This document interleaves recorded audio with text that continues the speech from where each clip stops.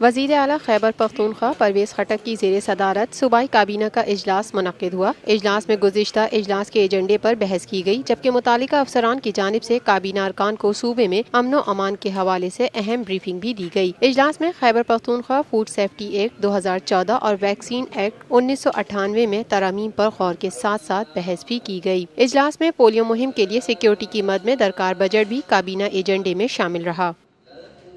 ये है TNN TV। देखते रहिए ताज़ा तरीन खबरें और एक्सक्लूसिव रिपोर्ट्स।